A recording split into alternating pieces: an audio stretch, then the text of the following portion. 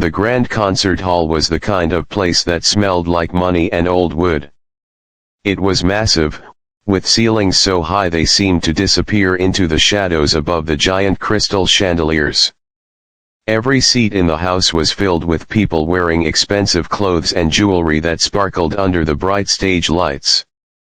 This was the night of the Young Virtuoso competition, the biggest event of the year for talented musicians. Everyone in the audience was there to see a show, but mostly, they were there to be seen. The air was thick with the scent of expensive perfume, and the low hum of quiet chatter filled the room. Standing behind the heavy velvet curtain, Leo took a deep, shaky breath. He tried to calm his racing heart, but it felt like a bird was fluttering wildly inside his chest. He looked down at his hands and then at his reflection in a cracked mirror backstage. He didn't look like the other contestants. The others were standing around him, laughing and adjusting their tailored tuxedos and designer gowns. They looked like they belonged on the cover of a magazine. Leo, on the other hand, felt like a ghost. His suit was not new. It was a dark navy jacket and trousers that his father had bought at a second-hand store years ago. It was clean and pressed, thanks to his mother spending hours over it with an iron, but it didn't quite fit right. The sleeves were just a little bit too short, revealing his wrists, and the jacket was slightly loose around his shoulders. His shoes were polished to a shine, but if you looked closely, you could see the deep cracks in the leather where the material had worn down over time. And now, introducing our next contestant, a loud voice boomed over the speaker system, echoing through the hall. That was his cue. The laughter of the other contestants died down as the heavy curtain began to rise. Leo felt a lump form in his throat. He swallowed hard, trying to push it down, and stepped out into the blinding white lights. The walk from the side of the stage to the grand piano in the center felt like the longest journey of his life. With every step, he could hear the soft click-clack of his heels against the wooden floor. To him, it sounded like thunder. As he walked further into the light, the murmuring in the audience changed. It wasn't just the polite noise of people waiting, it was the sound of judgment. Leo could feel hundreds of pairs of eyes locking onto him. He saw a woman in the front row lift her opera glasses to her eyes, looking directly at his ill-fitting jacket. A few rows back, a group of young men pointed and whispered behind their hands. He couldn't hear what they were saying, but he didn't need to. He knew. They were laughing at the boy who looked like he was playing dress-up in clothes that weren't meant for him. The heat of the stage lights made his forehead sweat. He felt small. He felt out of place. He just wanted to sit down and disappear behind the massive body of the grand piano. He reached the instrument and awkwardly pulled out the bench. The metal legs scraped against the floor, making a high-pitched screeching sound that cut through the silence of the room. A few people in the audience giggled. Leo's face turned bright red. He felt the burn of embarrassment creep up his neck. He sat down and adjusted his height. Usually, contestants would bring out fresh, shiny sheet music bound in expensive black folders. Leo reached into his old bag and pulled out a tattered folder. It was faded blue and had seen better days. The corners were peeling, and it was held together by tape. As he opened it to place the music on the stand, a page slipped out slightly. He caught it quickly, his hands trembling. The rustling noise seemed deafening in the quiet hall. From the judge's table, a man with a stern face sighed loudly. He looked at his watch, then looked back at Leo with a look that said, "Hurry up, we don't have all day for amateurs." Another judge simply shook his head, looking bored before a single note had been played. They had already decided. In their minds, the boy in the cheap suit with the old music wasn't worth their time. Leo stared at the black and white keys in front of him. They were clean and perfect, reflecting the stage lights. He knew why he was there. He remembered the late nights practicing on a broken keyboard in his tiny apartment. He remembered the sacrifices his family made to pay for his lessons. He had the talent, maybe more than anyone else on that stage. But right now, none of that seemed to matter. All anyone saw was what he was wearing. The audience was restless. The atmosphere was cold and hostile. It wasn't the welcoming silence of an audience waiting to be entertained, it was the heavy, uncomfortable silence of a crowd waiting for a mistake so they could laugh even harder. Leo's fingers hovered over the keys, shaking slightly. He closed his eyes for a split second, trying to find that safe place in his mind where the music lived, trying to ignore the hundreds of people who wanted him to fail. He took one last deep breath, knowing that in a few seconds, he would have to prove them wrong, or crumble under their gaze. The silence in the hall was heavy, but not in a good way. It was the kind of silence that feels like a tight rope around your neck. Leo stared at the ivory keys, his fingers hovering just inches above them. For a moment, his mind went completely blank. The music he had practiced for thousands of hours, the notes that were supposed to be burned into his memory, suddenly felt distant and blurry. The grand piano in front of him looked like a giant, sleeping beast, and he was just a small boy trying to wake it up. He placed his fingers on the keys to start the opening chord. It was supposed to be strong and confident, a declaration of power. But his hands were stiff with fear. Instead of a boom of sound, a weak, thin note echoed through the hall. It sounded fragile, like a glass that was about to crack. Leo flinched at the sound. He knew instantly it wasn't right. He tried to recover quickly, moving his fingers to the next part of the melody, but the rhythm was off. His usually flexible fingers felt like frozen sausages. They wouldn't move fast enough. Then, it happened. In the middle of a fast run of notes, his left hand missed a key by a fraction of an inch.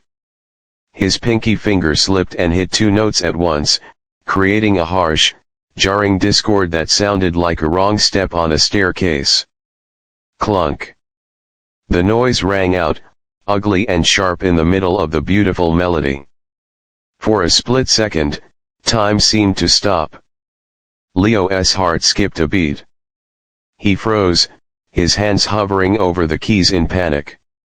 He tried to restart the phrase to fix the mistake, but in his panic, he messed up the rhythm again. The music stumbled and fell flat. That was all the audience needed. The tension that had been building up broke. A low chuckle started from the back of the room, near the doors. It was a group of younger people, maybe friends of the other contestants, who had been waiting for something to mock. They weren't there for the music, they were there for the entertainment of seeing someone fail. "Is he trying to play or is he falling down the stairs?" a loud voice whispered, but in the quiet hall, it sounded like a shout. Another person giggled. "Look at his face, he's going to cry." The laughter was like a virus. It spread quickly from the back to the sides. Soon, people in the expensive seats were smirking behind their hands. It wasn't a full-on roar of laughter yet, but it was that cruel, collective snickering that strips away a person's dignity.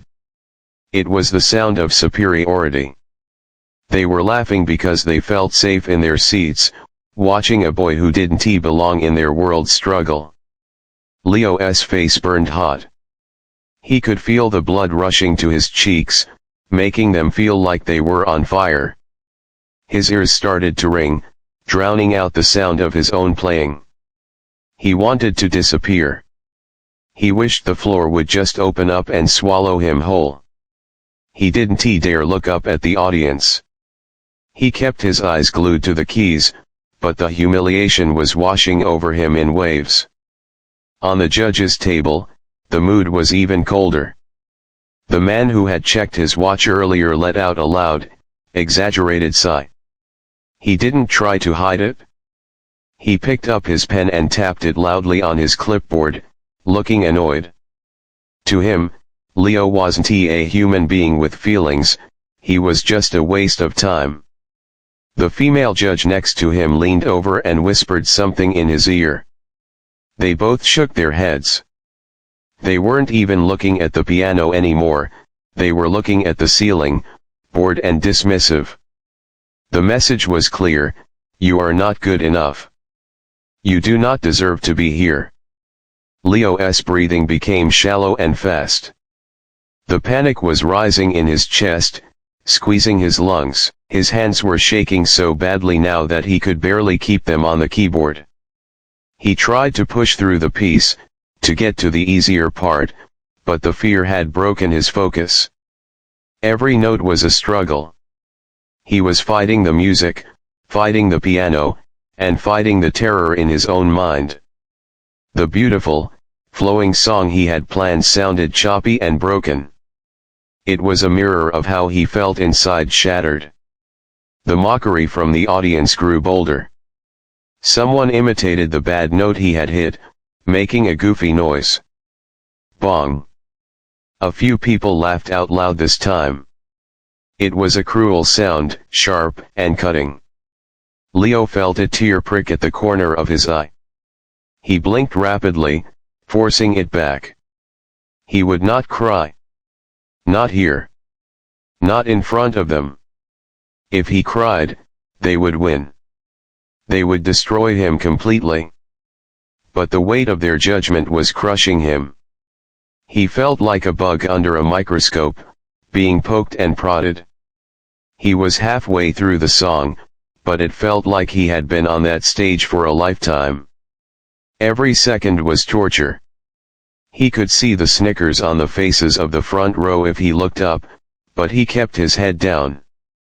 He felt small. He felt like a fraud.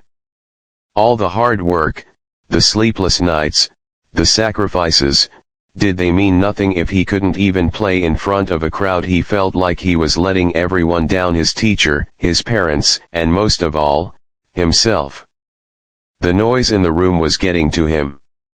The shifting of feet, the coughing, the whispering, the laughing. It was a wall of sound pushing against him, telling him to stop. Telling him to leave. He felt a wave of hopelessness wash over him. Why am I doing this? He thought. They hate me. They just want me to go away. His fingers slipped again on a high note, missing it entirely. There was a thud as his finger hit the key bed with no sound coming out. A gap of silence in the music. Oops, someone from the balcony shouted, followed by a round of snickers. Leo had had enough. His vision blurred, not from tears this time, but from a strange mix of rage and defeat. He couldn't go on like this. He couldn't let them tear him apart piece by piece while he was still playing. He felt his hands lock up. He couldn't force them to move another inch. The music died in his throat. He didn't slam his hands down in anger. He didn't storm off the stage. Instead, he just stopped. He slowly lifted his hands off the keys and let them fall into his lap. The piano fell silent. The silence returned to the hall, but it was different now. It was the silence of confusion. The sudden stop of the music caught the laughers off guard. The people who were whispering stopped to see what was happening. The judges looked up from their clipboards, surprised that the playing had ended so abruptly. They checked their papers, wondering if the piece was over. It wasn't. They all knew it wasn't. Leo sat there, staring at the closed lid of the piano. The air in the room was still. The hum of the air conditioning was the only sound. Hundreds of eyes were fixed on his back. They were waiting for him to bow, to apologize, to run away crying. They were waiting for the show of weakness. They were waiting for the awkward boy to confirm that he was a failure by fleeing the stage. But Leo didn't move. He just sat on the bench, his hands resting quietly in his lap, his breathing ragged. The silence stretched on, second by second. It became uncomfortable. It became heavy. The people who had laughed moments ago suddenly felt a shift in the atmosphere. The boy on the stage wasn't acting like a victim anymore. He was doing something unexpected. He was waiting. The silence that filled the concert hall was not a peaceful one.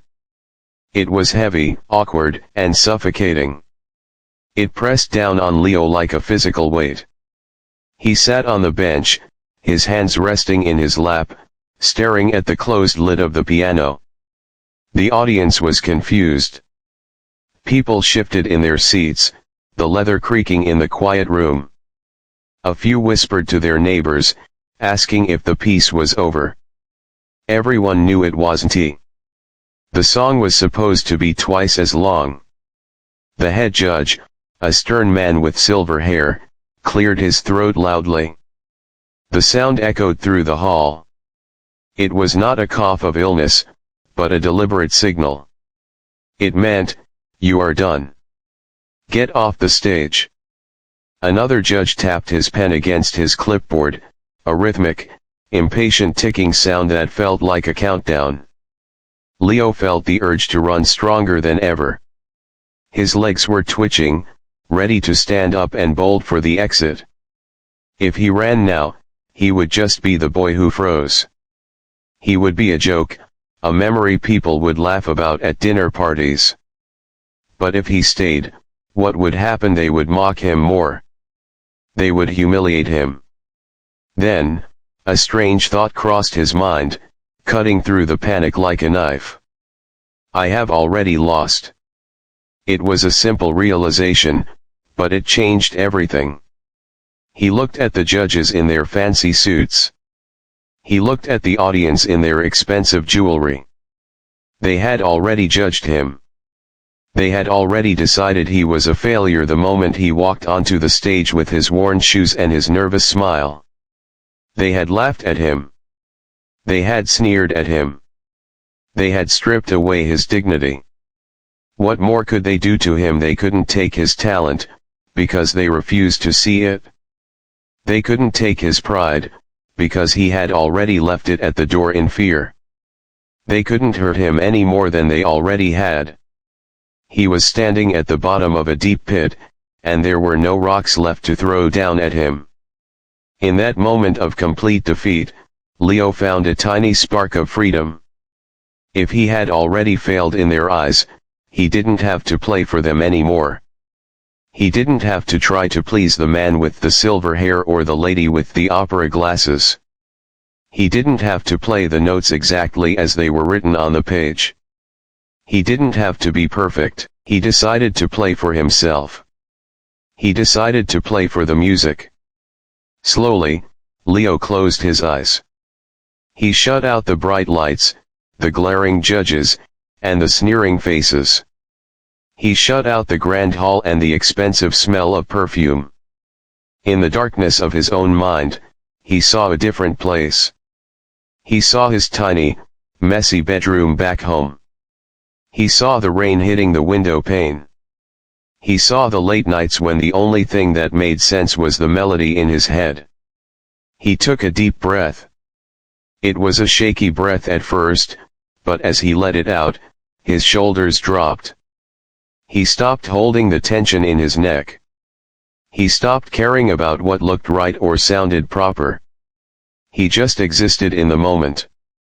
He opened his eyes, but he didn't look at the crowd. He looked only at the keys.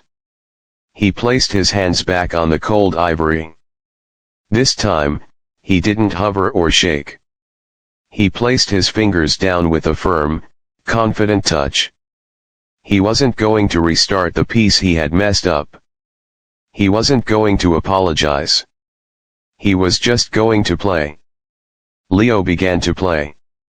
At first, the people in the hall didn't understand what was happening. The melody he started was not the technical, fast-paced competition piece they expected. It was something slower. Something darker. He abandoned the sheet music that sat open on the rack. He ignored the notes entirely. He played a chord that was low and deep, vibrating through the floorboards. It wasn't a pretty sound. It was a raw, gritty sound. It sounded like a groan of pain. The audience sat up, confused. Why was he playing this? It wasn't the classical song they had paid to hear.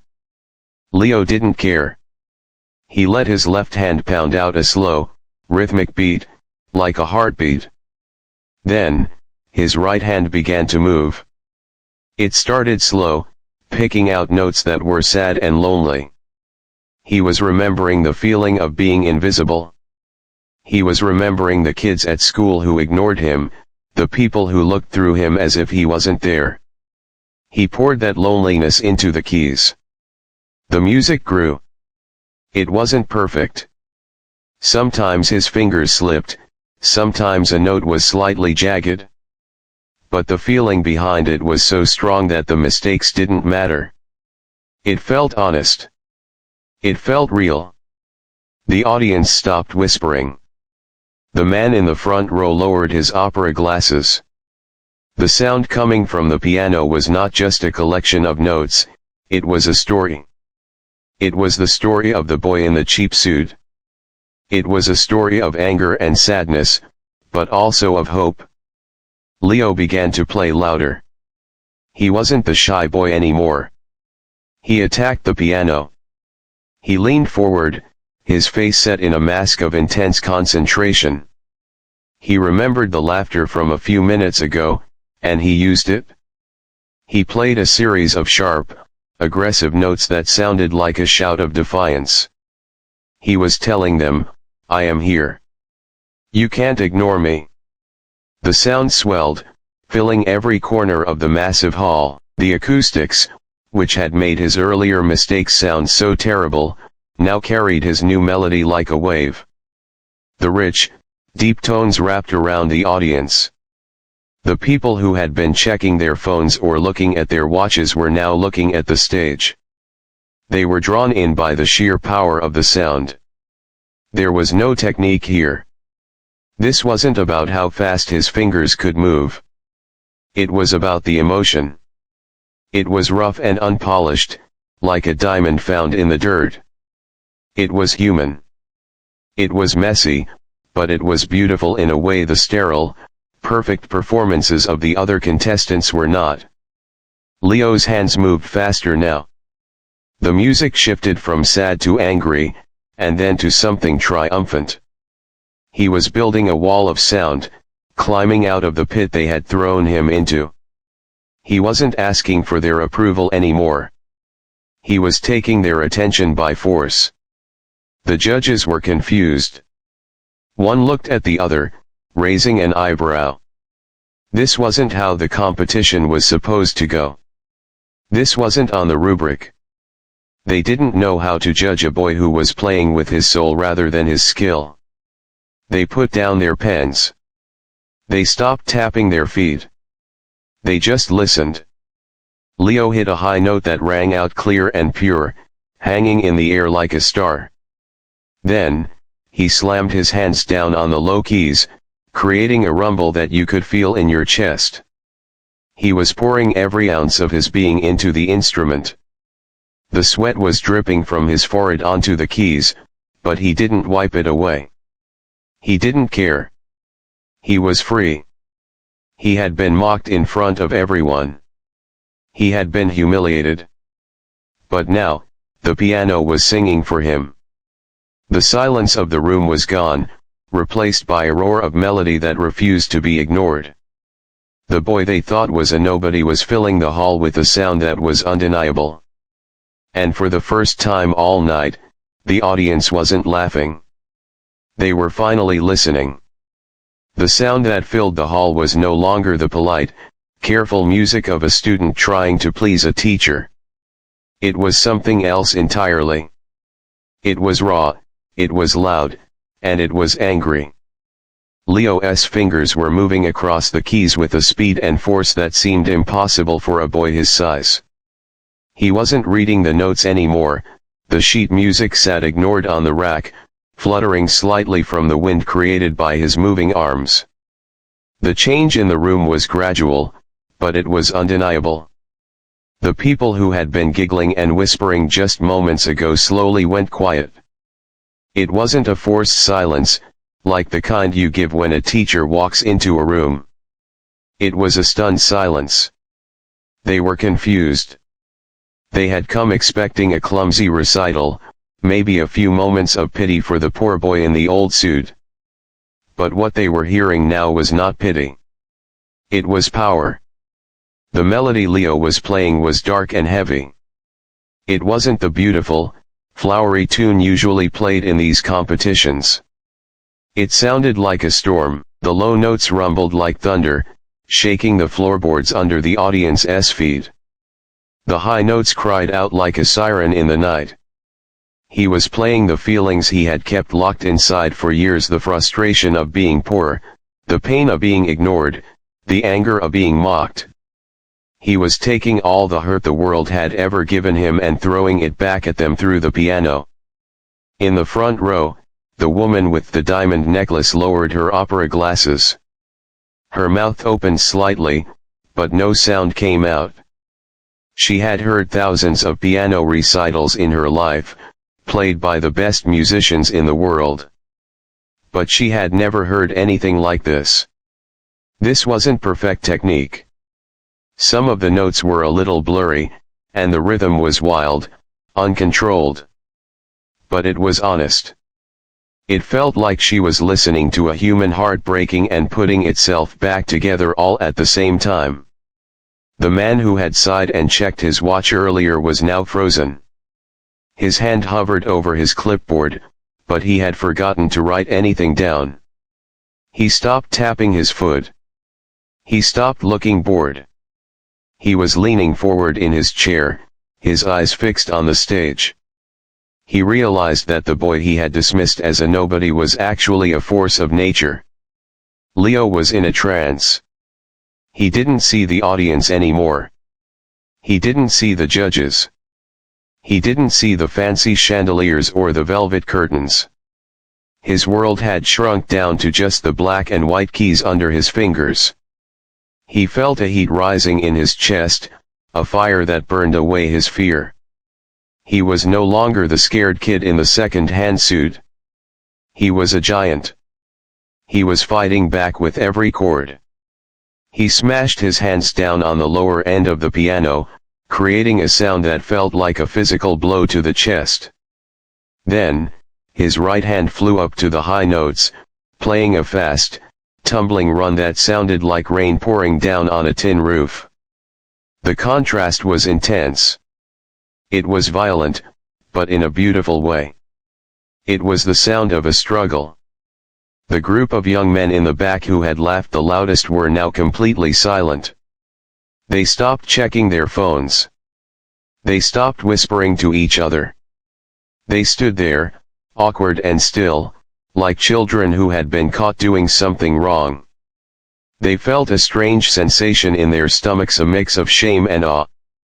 The boy they had tried to crush was towering over them, not with words, but with a sound that demanded respect.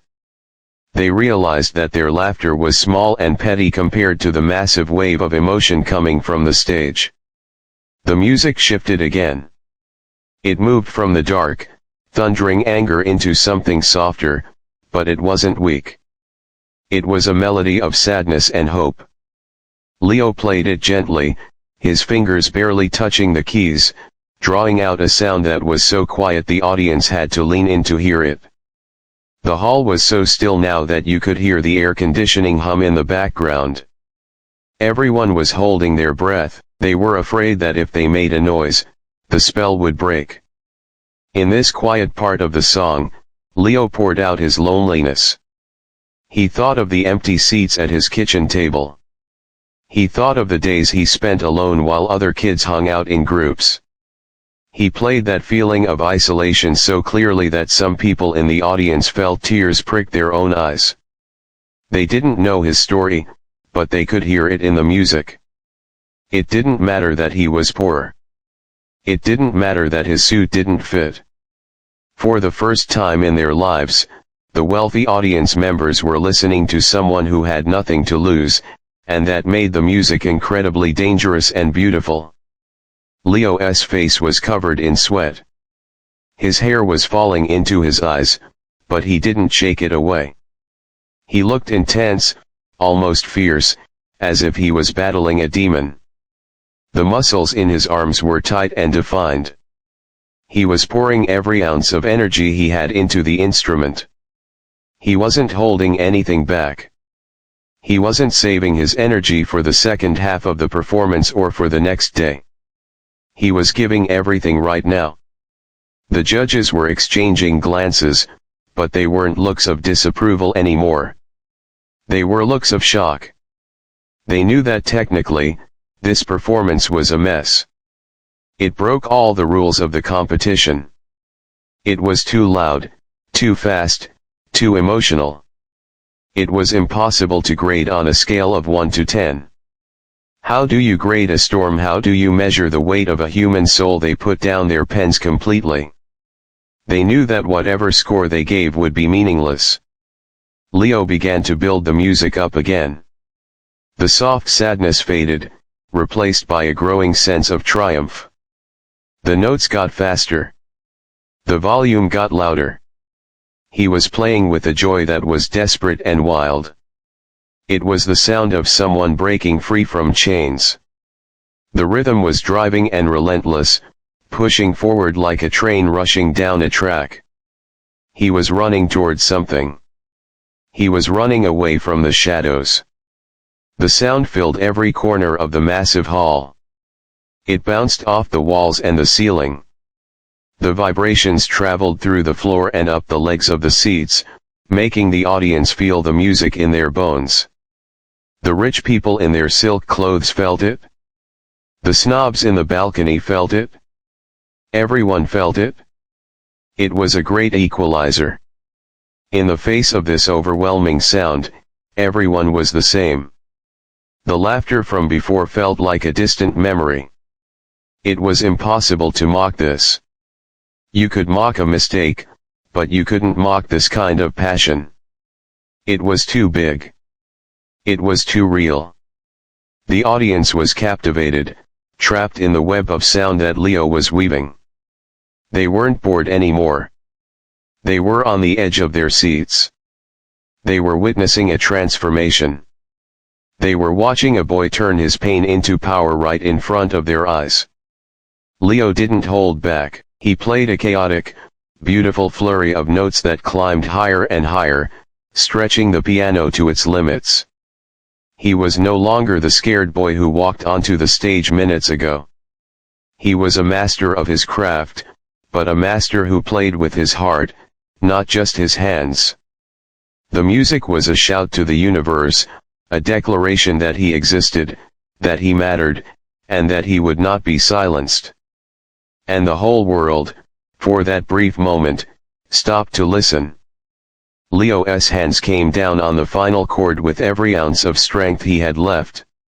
It wasn't just a single note, it was a crash of sound that seemed to shake the very walls of the concert hall. He didn't lift his hands immediately. He kept them pressed down on the keys, letting the vibration hum through his arms, feeling the raw power of the instrument beneath his fingertips. He wanted that sound to hang in the air. He wanted it to echo in their minds long after he walked away. Then, he pulled his hands back. The piano fell silent. But this time, the silence was completely different from before. It wasn't the awkward, waiting silence of a few minutes ago, and it wasn't the heavy silence of judgment. This was a silence that felt electric. It was the kind of quiet that happens when something truly amazing has just occurred, when people are so shocked that they forget how to breathe. The air in the hall seemed to vibrate with the ghost of the music Leo had just played. Leo sat there for a moment, his chest heaving up and down. He was sweating heavily, his shirt sticking to his back. His hands were trembling, not from fear this time, but from the sheer adrenaline rushing through his body. As the fog of his performance cleared, he slowly became aware of the room again. He expected to hear the whispers. He expected to hear the giggles. He thought maybe the judges would be angry that he didn't play the right song. But there was nothing. Just a profound, heavy stillness. He looked up, squinting against the bright stage lights. For the first time, he looked directly at the audience. The woman with the diamonds was sitting with her mouth slightly open, her opera glasses forgotten in her lap. The man who had checked his watch was leaning so far forward in his chair that he looked like he might fall off. The group of young men in the back who had laughed the loudest were completely frozen. They weren't smiling. They were staring at the stage with wide eyes, looking like they had just seen a ghost. The arrogance had been wiped right off their faces. Leo didn't know what to do. He stood up slowly. His legs felt weak, like jelly. He adjusted his jacket, realizing that it was still the same old, ill-fitting suit. He was still the same poor boy who had walked onto the stage. But something inside him had changed. He felt taller. He felt solid. Then, a sound broke the silence. It wasn't a boo. It wasn't a laugh. It was the sound of two hands clapping together. Clap. Clap. Clap. It came from the back of the hall, near the doors. Leo looked over, surprised. It was an older man, someone he hadn't noticed before. The man was standing up, clapping slowly and deliberately. At first, it seemed lonely in the giant room. But then, another person joined in. Then another. And then, like a tidal wave crashing onto the shore, the entire room erupted. It wasn't just polite applause. It was a chaotic, deafening roar. People began to stand up. First just a few, but then everyone. It started from the back and rushed forward to the front like a wave. The judges, the people in the expensive seats, the snobs, the rivals, everyone was on their feet. The sound was so loud that it vibrated in Leo's chest. It drowned out the thumping of his own heart. Leo stood there, stunned. He blinked rapidly, trying to understand what was happening. He saw the judges standing. The stern man with the silver hair was clapping so hard his hands were red. He wasn't looking at his clipboard. He was looking right at Leo, and for the first time, there was respect in his eyes. The woman with the diamonds was wiping a tear from her cheek with a lace handkerchief. They weren't clapping because he played the notes perfectly. They were clapping because he made them feel something. They were clapping because they had witnessed something real. He looked toward the back of the room to where the bullies sat. They were standing up, too, clapping along with everyone else, but they looked uncomfortable. They were looking down at their feet or shifting awkwardly. They didn't look like kings anymore, they looked small. Leo realized that in the span of 5 minutes, the power had shifted completely. He had taken their weapon mockery and turned it into his shield. They had tried to shame him, and instead, he had earned a standing ovation. A wide smile broke across Leo's face. It wasn't a fake, nervous smile. It was a genuine, breathless smile of relief and joy. He felt a lump in his throat, but this time it wasn't from sadness. He stepped forward to the edge of the stage and bowed. It wasn't a low, practiced bow like the other contestants had done. It was a simple nod of his head, a humble acknowledgement of the connection he had made with the people in the room. As he straightened up, the applause got even louder. Someone shouted, Bravo. From the balcony. Leo laughed. He actually laughed out loud. He felt lighter than air. All the weight he had carried in the shame of his clothes, the fear of being different, the pressure to be perfect was gone. He realized that the piano didn't care about his shoes. The music didn't care about his suit. The audience, deep down, didn't care about any of that either. They just wanted to feel the truth. Leo turned and walked back toward the piano. He didn't pack up his sheet music. He didn't need it. He patted the top of the piano gently, like it was an old friend who had just saved his life. He walked off the stage, his footsteps steady and sure. As soon as he stepped behind the heavy velvet curtain, the sound of the applause changed, becoming muffled but still intense. He leaned back against the wall and slid down to sit on the floor, burying his face in his hands. He let out a long, shuddering breath. It was over. A stagehand walked by and stopped. The man looked at Leo, then looked out at the crowd, which was still clapping and cheering, waiting for him to come back out for an encore. The stagehand didn't say anything about his suit or his nervousness. He just gave Leo a thumbs up and a nod of respect that meant more than any trophy could. Leo stood up and straightened his jacket one last time. He walked down the long hallway away from the stage, carrying the silence of the piano in his heart. He knew that he might not win the first prize trophy. The judges might still deduct points for his wrong notes or his forgotten sheet music. But it didn't matter. He had walked onto that stage a boy who was mocked by everyone. But he was leaving as someone who could never be forgotten. He had taught the most important lesson of the night, that you can judge people by their clothes, and you can laugh at their mistakes, but you cannot silence the truth when it sings.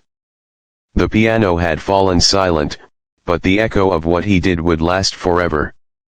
And for the first time in his life, Leo walked with his head high, proud of who he was.